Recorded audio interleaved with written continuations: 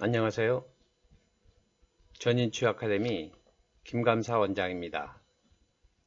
오늘은 얼마 전 화폐 개혁과 유비 무환에 대해서 말씀드렸지만 조금 더 보완해서 구체적인 말씀을 드리겠습니다. 여러분은 혹시 베네수엘라의 마두로 대통령을 아시나요? 그는 베네수엘라의 현직 대통령으로 베네수엘라를 망친 장본인입니다. 원래 베네수엘라는 석유 매장량이 세계 최고이며 남미에서 GDP가 가장 높은 나라였습니다. 그런데 전 대통령인 차베스가 정권을 잡은 후에 반미와 사회주의와 독재 체제를 만들어 나라를 운영해 왔으며 차베스 정권을 이어받은 마두로 현 대통령도 차베스의 반미 정책과 사회주의 경제 정책과 정치 제도를 그대로 시행하여 왔습니다. 특히 국민에 대한 무상 포퓰리즘 정책을 써온 결과 작년도 물가 상승률이 130만 프로로 1원짜리 물건을 13,000원에 줘야 살 수 있으며 올해의 물가 상승률은 1000만 프로로 1원짜리 물건을 10만원을 줘야 사는 현재의 나라가 되어버렸습니다. 한 사람의 잘못된 생각이 한 나라를 이렇게도 처참히 망가뜨렸지만 아무도 책임지는 사람은 없고 그 책임은 모두 그 나라 국민들이 책임이 되었습니다. 지난 5월 2일 청와대 문 대통령이 국내 각계 사회의 원로들을 초청한 자리에서 현 정책과 노선은 바꿀 생각이 없다고 말했다고 합니다. 또한 지난 5월 3일에는 선 적폐청산 후 협치를 하겠다고 합니다. 우리는 이 문 대통령의 몇 마디를 듣고 앞으로 이 나라가 어떻게 굴러갈지는 예측이 됩니다. 한 사람의 생각이 나라를 어떻게 만들었는지는 베네수엘라뿐만 아니라 전 세계의 사회주의와 공산주의 국가들을 보면 우리나라의 앞날의 그림이 그려지는 것입니다. 그러면 문 대통령이 왜 그러한 생각밖에 할 수 없는지를 한번 생각해 봐야 합니다. 그래야 해답을 찾을 수가 있습니다. 이 해답을 찾기 위해서는 좌파적 사고에 대해서 조금 알아야 합니다. 최근 공병호 씨가 쓴 좌파적 사고 왜 열광하는가란 책에서 보면 좌파적 사고는 여러 가지 장점도 있지만 많은 문제점을 안고 있습니다. 특히 좌파적 사고의 결과물들은 금방 눈앞에서는 보이지 않고 많은 시간이 흘러가야만 나타난다고 합니다.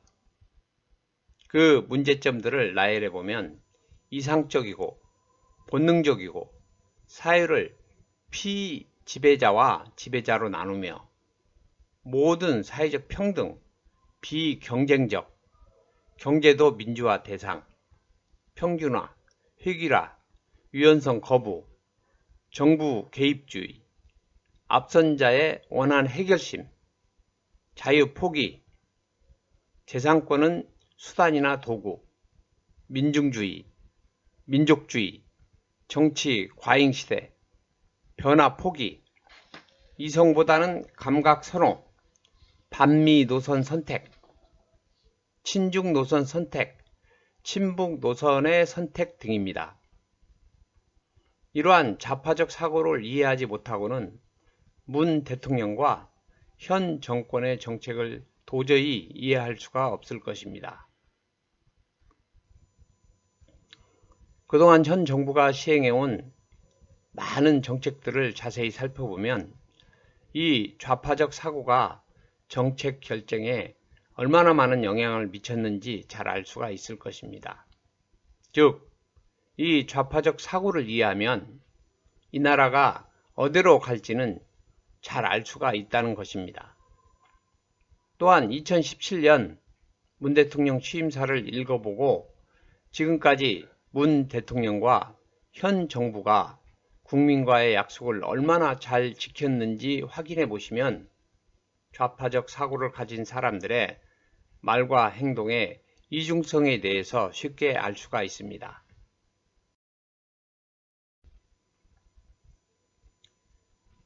한국의 화폐 개혁은 두 번 있었습니다. 1953년 100대 1로, 그리고 1962년에 10대 1로 또 한 번의 화폐 개혁이 있었습니다. 물론 화폐 개혁은 여러 가지 장점과 단점이 있으나 시행까지는 여러 가지 변수도 있을 수가 있습니다. 결론적으로 화폐 개혁의 시행 여부는 최고 권한을 가진 대통령 말고는 아무도 모릅니다. 그런데 중요한 것은 사전에 준비해야 한다는 것입니다. 과거와 현재를 분석하여 미래를 예측하고 그 미래에 대하여 대비하는 것이 이 어지러운 세상을 살아가는 최고의 지혜가 아닌가 합니다. 사실 정상적인 상태라면 지금 상태에서 절대 화폐 개혁을 하면 안 되는 것이 경제학의 기본입니다. 그런데 좌파들은 그런 것에는 전혀 관심이 없습니다. 좌파들의 주군인 김정은이 하는 행동과 문 대통령의 취임 이후의 통치 스타일을 보면 너무 쉽게 알 수가 있습니다. 좀 더 구체적으로 말씀을 드리면 경제지표는 여러 가지 이유로 나타나는 지표지만 거시적으로는 사실 눈에 보이지 않는 손에 의해서 좌지우지됩니다. 그것은 바로 그 나라 최고의 권력자의 생각이 정책에 반영되는 시간의 흐름이며 또한 세계의 패권 국가인 미국의 영향에 의해서 결정이 됩니다. 그런데 이 경제지표를 결정하는 문 대통령과 현 정부의 생각은 올바른 경제정책과는 정반대로 가고 있으며 이제 미국과는 적이 되어 버렸습니다. 이런 모든 상황들은 1997년 11월 22일 일어난 IMF 때보다 더 불안합니다. 이렇듯 정치나 경제 중에서 가장 중요한 내용은 최고 리더가 가지고 있는 생각이라고 봅니다. 왜냐하면 모든 사회적인 현상들이나 경제나 정치나 모든 것들은 결국 그 사람의 생각에서 나오는 것이기 때문입니다. 사실 이러한 모든 지표들은 이 한 사람의 생각의 궤적에 불과합니다. 최근 환율 변동 추이를 보면 달러 강세가 계속되고 있습니다. IMF 전후의 환율 변동 추이를 살펴보니 1997년 11월 22일 매매 기준율로 미화 1달러가 1076원이었습니다. 그런데 약 한 달 만에 1997년 12월 24일 매매 기준율 미화 1달러가 1964원으로 약 82.53%가 절하되었습니다. 주가지수를 보면 그 당시인 1997년 11월 21일에 코스피의 주가지수는 506포인트였으나 약 1개월 후인 1997년 12월 24일에는 351포인트로 44%의 하락률로 최저점을 기록한 후에 약 2년 후인 1999년 12월 28일에는 1028포인트로 최저점인 1997년 12월 24일의 주가 지수보다 무려 192.52%나 상승하였습니다. 그 당시에 주택가격 지수 변동을 보면 IMF 직전에 69.3에서 IMF 당시 60.7%로 최저를 기록하였으며 그 이후에 상승을 계속하여 2003년에는 85.3, 2007년에는 상승률 64.7%로 100을 기록하였습니다. 환율, 주가, 주택가격의 상승과 하락은 살아있는 생물 같아서 전문가도 잘 모릅니다. 다만 현재의 여러가지 상황을 분석하여 예측할 뿐입니다. 하지만 현재의 상황은 화폐 개혁을 하든 안 하든 선택의 여지가 없다는 것입니다. 결론적으로 말씀드리면 위에서 분석한 내용을 참고하시어 투자 방법을 생각하시고 결정하시면 됩니다. 제가 분석한 바로는 일단 원화는 모두 달러 예금으로 바꾸고 화폐 개혁이 시작될 경우 한 달 전후의 환율을 보고 바닥이라고 생각되시면 본인의 취향에 따라서 단기 투자를 원하시는 분은 달러를 원화로 다시 환전하여 코스피 주가지수 연동 펀드에 투자하시고 장기 투자를 선호하시는 분들은 달러를 원화로 환전하여 주거용 부동산 및 토지에 투자하시는 방법이 최고의 수익을 낼 수 있는 방법이라고 생각이 됩니다.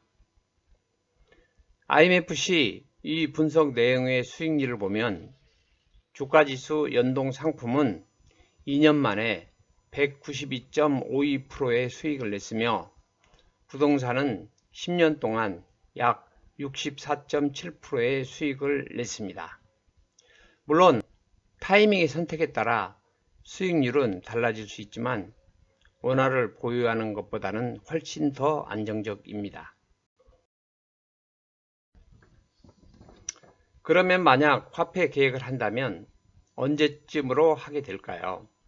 아마 정치 자금과 밀접한 관계가 있으므로 내년 총선 전후나 내후년 대선 전이 될 거라고 생각이 됩니다.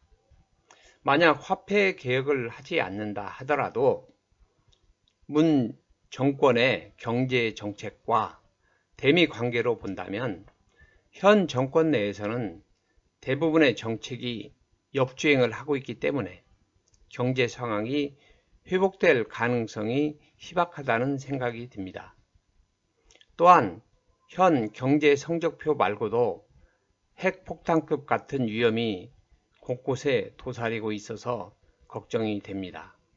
그렇기 때문에 경제는 나빠질 수밖에 없고 대미 관계도 더 악화될 수밖에 없기 때문에 환율은 더 절상될 수밖에 없다는 결론이 나옵니다. 이제 사람들이 할 일은 모두 끝났습니다. 진인사 대천명이라는 성어에서 그 해답을 찾을 수가 있습니다. 인간은 최선을 다하고 하늘의 뜻에 맡기는 수밖에 없다는 것입니다. 도움이 되셨다면 구독 버튼을 꼭 눌러주세요. 감사합니다.